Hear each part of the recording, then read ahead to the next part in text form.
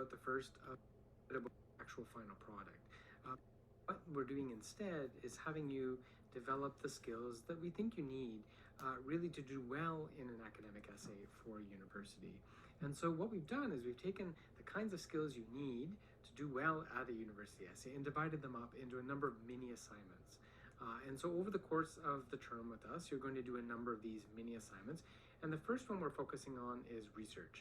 So how to do really good, sound, quality research for a university essay. It's one of the most critical skills that you need to develop in order to do well in your studies as an undergraduate student. So let's just talk a little bit about what the assignment, some basic details about the assignment. So first of all, you're going to upload the first mini assignment in N105 this coming week. So when your regular weekly folder of work opens up in week 4, what you're going to notice is that there is sort of embedded in that folder a set of instructions for the research assignment and a set of resources to help you get through completing the research assignment. So in your week 4 folder, all of the usual stuff is going to be there. You know, you'll find your lecture links and the quiz when you finish your lectures, all of that kind of stuff that you've come to be used to finding in that folder is going to be there.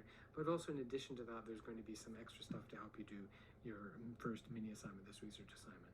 It is worth 8.5% of your overall grade, so it's important to focus on this, right, and to do it well. With these assignments, because of the way we've structured them, we're not asking you to do a lot of work. Right? It's going to be maybe 1 or 2 pages tops for the actual final product. But what we want you to do is do it really well, like almost with perfection. Sometimes educators call this mastery learning, right? We want you to do something to the point where you've actually mastered it. And the point of that is to prove to you that if you took the time, you could actually do this part of writing an essay really, really well. And so that's what we're focusing on. It is still worth 8.5% of your overall grade though. As I said, it's an important assignment because it does develop those kind of fundamental core skills that you need to do an academic paper. The assignment's going to be due on 8 a.m. on the day of your class. It has to be uploaded to the Dropbox that you'll find in that week 4 folder. There'll be an extra Dropbox there this week that basically is there for you to deposit your research assignment once you've got it completed. And as with all things that you submit to My Learning Space, it's got to either be in PDF or Word format for us to be able to open it and mark it. So make sure that you do get it uploaded as a Word or a PDF. If we can't mark it, we can't give you grades, and then you're going to lose 8.5%, which is not a good thing. And that deadline is firm, so 8 o'clock on the day of your class, you've got to have that assignment in there, unless you're sick and you've provided documentation, that kind of thing. You need to submit that assignment on time, 8 o'clock on the day of your next class. We want you also to make sure that you've got your name and your student number clearly identified within the document. Upper left-hand corner is always good, but make sure at least your student name, your student number, and your name are actually in the document at the top. Final word, quick sort of bureaucratic word, I suppose. We want you to keep in mind that when you're doing this assignment, you have to do it with academic integrity. This assignment is only worth 8.5% of your grade. It's not worth committing an academic integrity offense, copying someone else's work who maybe has submitted an assignment previously in another iteration of the course or another term of the course. You don't want to do that, or cooperating with another student on completing this assignment right now in this term of the course. You don't want to take the chance of getting caught. It's not worth it. Plagiarism is an important academic integrity offense at the university. The university takes it very seriously. And as we pointed out in the syllabus on page 19, if you actually commit academic integrity offense with this assignment, if you copy, for example, or commit plagiarism, then you're going to lose not just the 8.5%, but you're going to lose the whole 29% grade category for all of these mini assignments. So it's really just not worth taking the chance. Everything you submit is going to go through turnitin.com, which is going to check against every other assignment that's ever been submitted to N105. And if yours comes close to others that have been submitted, it's going to flag and it's going to be a problem. So don't want to sound like a big heavy, although that sounds like I am being the big heavy, but you really need to make sure that you do this on your own. That's the key thing. So what exactly are you doing? What is your assignment? So there's 3 steps. Only 3 steps. We're not asking you to do a lot, but we want you to do each of these steps absolutely perfectly. So the first step, we want you to identify a broad topic from the course, and we want you to focus in on that. So there are a number of broad topics that we are dealing with every single week, right? So we started with colonization, then we talked about race, and so on, so on, so on. Each week, if you look in the syllabus, you take a look at the syllabus each week, there's another topic. So ultimately, we're going to get, say, by the middle of the course, we'll be talking about narco trafficking. Ultimately, we'll be talking about art and identity and popular culture. So we want you to identify one of those broad topics from one of the weekly topics we're dealing with in NO 105. And then your challenge, the first challenge of this assignment, is to imagine that you're going to write a 2,000-word essay. You're not going to write the essay. Do not write a 2,000-word essay for this assignment. You're not writing the paper. But we want you to imagine if you were going to write a 2,000-word essay, how could you narrow the focus of that topic to make it more manageable? So, for example, maybe you're going to look at the idea of colonization. Maybe that's your broad topic. Well, you can't write a 2,000-word essay on colonization in North America. So how are you going to narrow it? Well, you might start to think about narrowing it by a particular colonizing group. So maybe it's the Spanish or the English or the French. So let's say take the Spanish, for example. So maybe we're going to look at colonization by the Spanish in Mexico. So even that's pretty broad, right? That's very broad. So what are you going to do? Well, maybe we're going to look at a particular group and interaction. So maybe we're going to narrow it further by, Spanish conquest of the Aztecs or Spanish conquest and the Mayans. And then maybe we're going to even narrow it further by looking at a particular aspect of that conquest. So maybe it's going to be a military battle or, a key approach or a key idea or some kind of diplomatic maneuver that the Spanish used or a means of resistance that the indigenous peoples used against the Spanish. And you'll write your essay on that. So you've really got to narrow down. It can't be left as this really broad topic. So that's your first challenge, and that's the first thing you'll receive marks on. How well do you hit that kind of sweet spot where you found a topic that really could be easily be done in an academic paper of about 2,000 words? How honed is your sense of what's appropriate for 2,000 words? That's what we're going to do. It's always better. I always tell my students it's generally better to do less and in much greater depth in terms of your focus of topic than to try to deal with a really broad topic and then only ever deal with something superficially. So that's the big first lesson that you're going to take on. So first, the 3 steps: go to the syllabus, find a broad topic, narrow it down to something you think you can do in 2,000 words. Next step, then we want you to find scholarly and primary sources related to whatever that focus topic is. And here we want you to find 3 scholarly books, 3 scholarly journal articles, and 1 primary source. This is incredibly important at university, and is one of the biggest challenges that students transitioning from high school to university have. This real challenge of recognizing that you can no longer just use non-academic sources. We have this enormous library here at Laurier that pays a lot of money to have access to incredible academic rich resources, more money than any high school library could ever afford to pay, or even a board of education could afford to pay. Right? The university has a lot of money devoted to making sure that you have access to the most up-to-date academic research. And so what that means is that your professors are going to expect that you use that kind of scholarly academic evidence in your papers. The better the evidence you use, the better your paper is going to be. And here's a dirty little secret of marking that I should not be revealing, but I'm going to.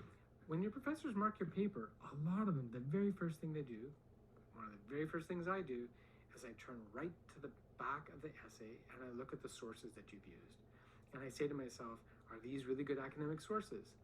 And in that moment, in the first 10 seconds that I've opened that paper and looked at that bibliographic list, I've made a decision about whether or not that paper is even approaching the A range. If it's really bad research, there's no way it's getting an A. It may not even get a B, right? It's got to be based on good academic research. So this is why we're emphasizing this particular skill. It's got to be 3 scholarly books, 3 journal articles, and a primary source. What's a primary source? Well, a primary source is not an academic source, but it's a source that's contemporary to the time. So for example, if I go back to that example of the conquest, I might find sort of an old diary entry of a conquistador, right? Or a diary entry of a colonizer in another part of North America. So that's the example of a kind of a primary source. If you're doing a more contemporary topic, for example, the USMCA trade agreement, the trade agreement itself could be a primary source, or a government website that is revealing a government's policy about a particular trade issue. That could be a primary source. So websites can be, you have to use them very carefully, but if they're a government source or an NGO source, often you can use those as primary sources. But mostly what we want you to be focusing on here are those 3 scholarly books and 3 journal articles. Why is that important? Well, because scholarly evidence is peer-reviewed. As an undergraduate, you have no idea when you pull something up from online whether or not it's good or bad, right? I mean, how do we know, especially these days, right? What's truth, what's fake news, all the rest of it, right? How do we know that what we're looking at is a reliable academic source? If something is peer-reviewed, you know that it is a good quality academic source. Peer-reviewed simply means if I want to write, say, a journal article, I write that journal article, I send it off to the journal, and then the journal is not going to take my word for it that it's a brilliant piece of academic scholarship. They're going to send it out to 2 or 3 other academics who are specialists in that same field that I'm writing in, and they're going to ask them, evaluate this. Is it good? Is it not good? Should we publish it? Should we not publish it? Should we ask the author to make changes? If so, what should those changes be?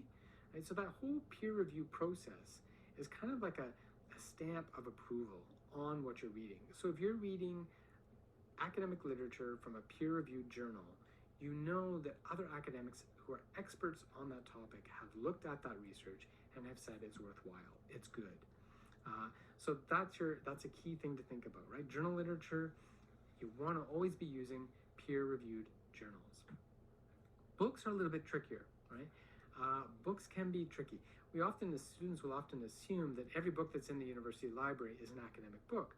And that's not necessarily the case. I mean, the library has graphic novels, it has literature, it has lots of books in there that may or may not necessarily be scholarly or academic.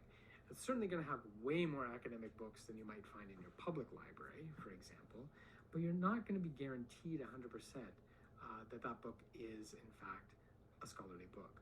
So then you have to think about, how do I know? How do I know if a book is scholarly? Well, you're going to look for 3 things. You're going to look for who published the book, you're going to look at who wrote the book, the author, and you're going to look at the documentation in the book. So the publisher, the author, and the documentation. PAD, P-A-D, right? You're going to look for those 3 things to decide whether or not a book is in fact scholarly. So for example, we've been talking about race and racism. So I could look at this book, right? The Blacks in Canada History. So it looks like a big heavy book, might be scholarly. How would I know? So I'm going to look at who published it. And I look at it and it says on the back of it that it has been published by McGill University Queen's Press, right? It would also say that if I looked in the very front, every academic book will always indicate on one of the early front pages who the publisher is. You can look for that there as well, that information. If what it says is, the key words there are University Press, right? University Press. If it says University Press, that's automatically a guarantee that that book's academic, because all university presses only publish academic research. So any book that's published by a university press, you know it's going to be academic. You're good. That's not to say that other books that aren't published by university presses, they could also be academic. That just takes a little bit more effort to figure out, right? So then in that case, I would look, so for example, I've got another book here, Race, Space, and the Law by Shireen Razak. So I look at the publisher here, it says it's between the lines. So we don't have the word university press in there, I'm not sure. So then I'm gonna have to figure out, how would I know, right? How do I know whether or not this is academic? So one of the first things I would do then is Google the publisher. I'd Google between the lines and say, what can I find out about them from their website?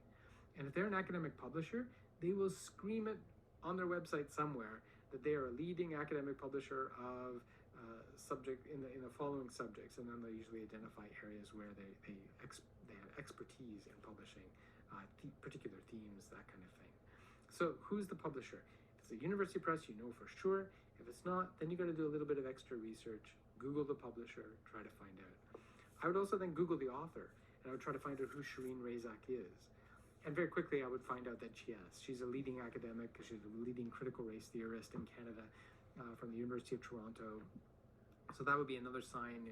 In combination, if I discover that Between the Lines does in fact publish academic material, Shireen Razak is a noted professor at the University of Toronto, and then I'd look for documentation inside, and I'd say, as I cruise through the pages here of this book, are there footnotes? Or at the end of the book, is there a bibliography, a list of sources, or are the footnotes listed in the back? I'm looking for that kind of thing.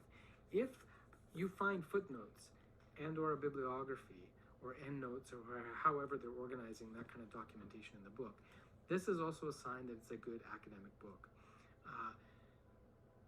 The reason why is because a good academic is going to always provide a list of where their evidence and their information came from. And that's so other academics who may want to come along and challenge them later can go and look at that same evidence. If you open a book and there are no footnotes and there's no bibliography and you have no idea where the author is getting the evidence from for this argument that they're making, chances are this is not an academic book. So your publisher, your author, and documentation, PAD, right? Look for all three things.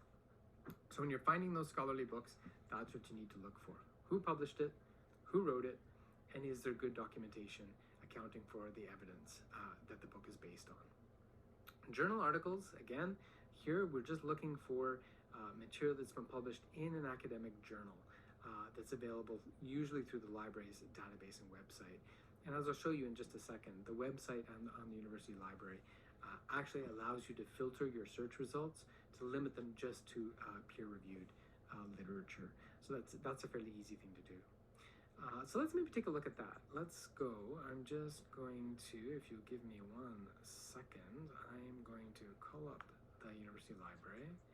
I'm going to share my screen a little bit bigger.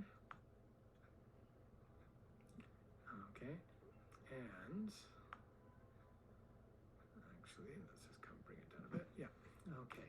So I'm going to put in library, WLU, and I'm going to try and do a search.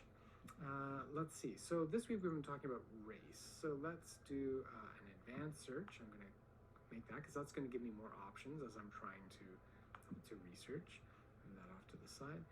I'm going to look for now, you can search for materials that are just within the Laurier Library that are available electronically. You can search for things in the Laurier, the Waterloo, and the Guelph Library, and even, in fact, the Laurier Library and all libraries. To keep things simple today, I'm just going to leave it on Laurier Library, but, I could, well, maybe I'll make it bigger. Let's say Laurier, Waterloo, and Guelph, just for interest's sake. Let's choose. I'm going to put a search term that I want to use, and I'm going to leave it as any field. So any field within the subject entry of the source is going to bring up a record if I base it on, for example, we've been dealing with race, right? So let's talk about race. But that's really broad. That's going to give us millions of entries. So add a second search term. Let's limit it to Canada. And then let's add another line. Let's say sports, because we've been dealing with sports, right? So let's search that up and see what we get. So as I look, I see that, so that's going to bring up lots of interesting things. Now, if I was looking for articles at this point on Canada and sports and race, then this is that box that I would check off, right? And we talk about peer-reviewed journals. So if I say I want to filter all of these results, because I've got 65,000 results, that's way too much, right? So I need to limit that, cut that number down quite a bit. So peer-reviewed journals, that's one way to do it. And then I would also click articles, because there's all kinds of things within peer-reviewed journals. Sometimes, for example, they have book reviews and other kinds of things. We don't need that. So I'm just going to look for articles and peer-reviewed journals. I'm going to apply those filters, and that'll work, and give me, wow, so look at race and sport in Canada. There's an article, intersecting inequalities. So this is a journal article, right? Or variations in race relations, sporting events for Native peoples in Canada. This is a sociology of sport journal. John Army Howard, Canada's first Black Olympian, a nation-building paradox. So I'm finding lots of interesting things. I would probably still have to narrow this down a lot more because I've still got 20,000 results. So I'd probably want to come up with some sort of a theme that would make sense of this, right? So maybe I'm going to narrow it by a particular sport. Maybe I'm going to look at hockey, or I'm going to look at baseball or soccer. That might be another way to narrow that further. I just wanted to show you essentially how the search works. Well, let's take a look as well. Let's take a look for this one, variations in race relations. If I click on that, what's going to happen very quickly is it's going to give me all the information that I need. This is important for later in the assignment to note down the title of the article, who wrote it, and this publication information. Sociology of Sport Journal, that's the name of the journal, the year it was published, the volume number, the issue number, and also then the page numbers, because you'll need that later for the last part of the assignment. And then it tells me I can actually get this. So if I click on that, and as long as I've logged into the library using my Laurier ID, it's going to let me, even from home, call up that particular article. And I could get the article, and then I could go ahead and actually click on it. It'll be in there. I might have to search within that article, but I could get the article very quickly, get a PDF of it, and actually start reading the article. So that's a pretty great and convenient way to get stuff, especially when we're all working remotely, right, because of COVID. So that's the case. That's how we would find a book. But let's go back, or an article rather, a journal article. If I wanted to go back and start my search over, let's try it again. And let's actually just use that advanced search, and let's even just use the same terms. Any field, so we did race, and then we did Canada, and then we added a new line, and we did sports, and we do a search again. And this one I want to look for books, because I said you have to find books as well. So here we're going to go and we're going to look for where it says books. How many? We've still got like that huge number, right? 65,000 results. So resource type is where we're going to look for this. It's not showing books yet, but if I click that, there it is. So books, 788 books. That's a lot. Maybe I want to get ones that are available online, and that way if I'm remote I could actually look at the book, right? That's probably a good idea as well. So let's apply those filters and do the search again and see what we come up with. Okay, so there's an interesting one. The skin I'm in, racism, sports, and education. So again, what we would do is we would click on that, we could look at it, and it comes up. It's by Christopher Spence, and then I could click on it again, and I can say that I can actually see the full text it says, and click on it again, keep clicking, and eventually it's retrieving my book. It's going to actually let me look at the book. So The Skin I'm In by Chris Spence. Now this is interesting. So now I'd have to ask myself, is this an academic book? So Fernwood Publishing, I'd have to go back what I was just saying earlier, I'd have to look at the publisher. Who's the publisher? What does the publisher say about what they do in terms of publishing? I have to look at who the author is, look up Chris Spence, Google him, see what's there. And then I would begin to look in the actual text of the book to see if I could find those telltale signs that it's academic. Are there any footnotes? Let's see, so here's the introduction. So they're referencing, so that's what we would call a parenthetical reference there. There's another parenthetical reference. Okay, so yeah, I'm starting to find, there's more parenthetical references.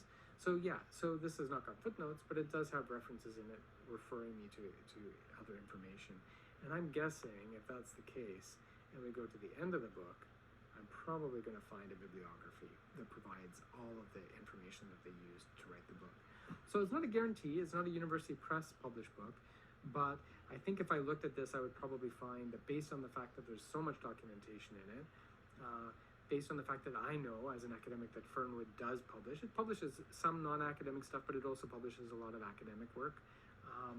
And then I'm not sure who Chris Spence is off the top of my head, but I'm sure if I Googled him, I'd find that he probably does have some advanced university degrees behind his name, making him also an academic. So that probably would be a reasonable book. So now you have a sense of how you find these things. We've also, in my learning space, we've provided you as a bit of a review with connections to links to a number of short videos produced by the library that will review basically what I've just been telling you, right? How you find, how you determine whether or not something is a scholarly book or not, how you know whether or not a journal article, how to find journal articles or sift those out of all of the journal literature that you can find in the library. Um, and so those links, those library video links, will actually help you to review some of what I've talked about here today. So let me just, for the moment, then get rid of that and close that window. And let's come back just to my presentation for a second. Give me 1 minute. And we'll come back to that. So now we know that was the second step, that we're finding those 3 scholarly books, those 3 journal articles, the 1 primary source. Again, a primary source, remember, is not academic. It's something contemporary to the time in which whatever it is you're looking at was, whatever you're writing about was written. This could also be a newspaper article, for example, on a topic, maybe a crime. If you're doing crime, violence, and punishment, something about El Chapo, right? It could be something related to that. If you're doing an essay, for example, on media coverage in the United States of El Chapo, well then those newspaper articles would become primary sources, right? So the final step, step 3, we want you to provide a full bibliographic entry for each of the sources, and we want you to follow the examples that we provide in the instructions. So you will, in My Learning Space, in addition to this video, you're going to find a 3-page set of instructions. It looks something like this, right? 3 pages, basically outlining how to complete the assignment. Very detailed instructions, again, reviewing some of what I've already talked about here today.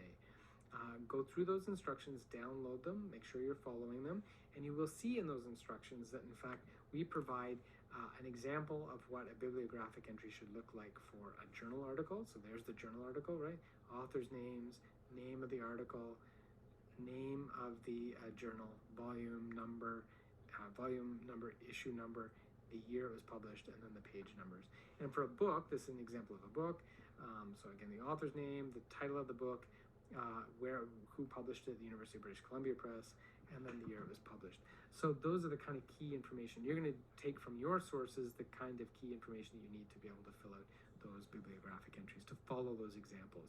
Do not use the citation generators that are part and parcel of the library's website. Often the library has built into it, the library website has built into it, the ability to generate citations.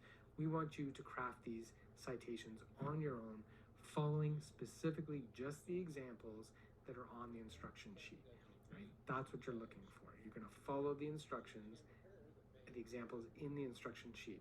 You don't need to go anywhere else. For the primary source, we're not so worried about the correct formatting of the citation. I'm not so worried about that part at all. We just want, you can go to, for example, I think we provide a link or suggest you look at Purdue OWL, which is another great website for citations, and it can give you some advice about how to cite a newspaper article or a film or some other kind of primary source. But we're not going to mark you, you're not going to lose marks for not doing the primary source citation correctly. You will lose marks on this assignment if you don't do these citations correctly for the scholarly books and for the journal articles. And you've got to pay close attention to this. This is where students lose marks on this assignment all the time, because this is very picky stuff, right? You got to have the periods in the right place. Some of the stuff is in italics, some of it's not. You have to make sure you have both the volume and the issue number when it's a journal. Students miss little bits and pieces, or they don't format things correctly on this part of the assignment, and you will lose some marks for that as well. So you're going to be marked on that focus, right? How well have you actually focused it? You're going to be marked on your selection of sources. And also, we want you to provide an explanation underneath each of these bibliographic entries, one or two sentences telling us how you know the source that you found is scholarly. And we're going to evaluate you on that rationale that you provided as well. I've already explained to you here now in the video, and the library video links will also reinforce this. You know, how do you know when something's scholarly or not? So we want you to write 1 or 2 sentences that basically tell us how you know each of the sources you've identified is scholarly. The final thing, what's it going to look like? You're going to have your name, your student number. You're going to provide the broad topic. So this is an actual mock-up of what your final assignment should be, right? You're going to identify that broad topic that you've taken from your syllabus. Then you're going to tell us what your focus topic is. How have you focused that topic? Because, of course, colonization is way too broad in the example we're providing here. How have you focused it? And then you give the bibliography, That's where you're going to list your 7 academic and scholarly sources and that 1 primary source as well. You're going to provide those in alphabetical order. A bibliography is always in alphabetical order by the author's last name. Students lose marks here as well because they forget and they don't put it in alphabetical order. And then remember that after each citation, you're going to provide a 1-sentence explanation, and we've got that example in the bottom here. So here's John Malloy, A National Crime. This is his book. I provided the bibliographic reference, and I've done it correctly. And then right underneath it, I've done a 1-sentence that basically says, I know this source is academic. It's an academic book because, in fact, it's been published by a university of press, in this case, the University of Manitoba Press, right? So that way, that's simple. We're not asking you to do a lot, but and some of it might seem a bit repetitive. You know, if a couple of your books are from university presses, then you might be repeating something very similar for each one. But maybe one of those books is not a university press, so then you have to expand your explanation a little bit to make it clear why you think it is in fact a scholarly source. And then for the journal articles, same thing, 1 or 2 sentences. How do you know? It's probably not a bad idea, even with the journal articles. Even if you've used that filter that I showed you on the library website to limit to peer-reviewed literature, that's one way to know that what you're looking at is in fact peer-reviewed, academic, scholarly. But you might also want to sort of buttress that a little bit, and support that conclusion by looking up the author, who's the author, or maybe even find out who publishes the journal, and that could be another indication of whether or not it's a really good scholarly publication. So that's about it. That's all there is to doing it. You know, the final product is probably not going to be much more than 1 or 2 pages. Again, to reiterate what I said at the beginning, we're not asking you to do a lot. What we're asking you to do, we want you to do it almost perfectly to get a really good mark on this assignment. It has to be done nearly with perfection to get a really high mark here. So don't rush it. If you leave this to the last minute, you will not do well. It's got to be something that you start a little bit earlier on, you give some extra thought to, and bottom line is, ultimately, do not write a 2,000-word essay. I don't want to see any essays, full essays in that Dropbox when I open these up to mark them. Just makes me cry when I see that. Awful. This does make the student cry when I tell them they didn't have to write the essay. Anyways, wishing you all well, and take care. Bye. If you have any questions, you can always remember to email us, either Bina or I, and you can also visit us in office hours. We're happy to do that too.